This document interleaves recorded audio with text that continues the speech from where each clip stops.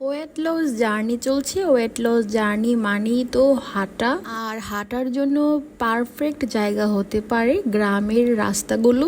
গ্রামে এরকম সবুজে ঘেরা মনোরম রাস্তায় হাঁটতে আলাদা আনন্দ কাজ করে। মর্নিং ওয়াক হোক বা ইভিনিং ওয়াক হোক, আমি এই গ্রামের রাস্তাগুলোর পাশ দিয়ে যখন হেঁটে যাই তখন সুন্দর সুন্দর মুহূর্তগুলো মোবাইলে ফ্রেম করে রাখতে ভুলি না।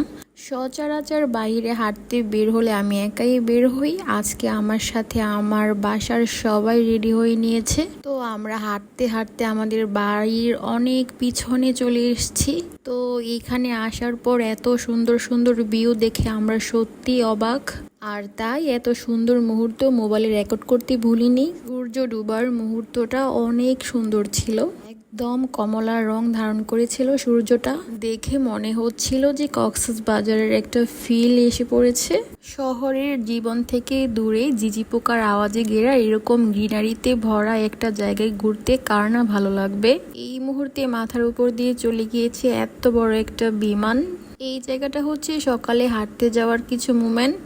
অনেক দূর চলে গিয়েছিলাম হাঁটতে হাঁটতে, যখন বাড়িতে আসার সময় হয়েছে তখন দেখি একদম সূর্যটা উঠে গেছে অনেক উপরে। নদীর পানিতে সূর্যের আলোয় একদম ঝলমল করছে নদীর পানিটা। তো এত সুন্দর সুন্দর ভিউ দেখবো নাকি হাঁটবো বুঝতে পারছিলাম না। তো ভাবলাম যে হাঁটাহাঁটি বাদ দিয়ে এরকম মোমেন্টগুলো একটু রেকর্ড করে রাখি। শহরে যতই আমরা থাকি না কেন, গ্রামের মায়ায় কিন্তু আমাদের আটকাতেই হবে। এত সুন্দর সুন্দর সিনারি দেখে কিছুক্ষণের জন্য হারিয়ে গিয়েছিলাম। আমাদের বাসা থেকে কিছু কাছেই যে এত সুন্দর কিছু ভিউ আছে সেটা আসলে অবাক করার মতো। গাছপালা, সবুজ, ফুল, পাখি এবং আকাশ সব কিছু মিলিয়ে যেন একাকার হয়ে গিয়েছে।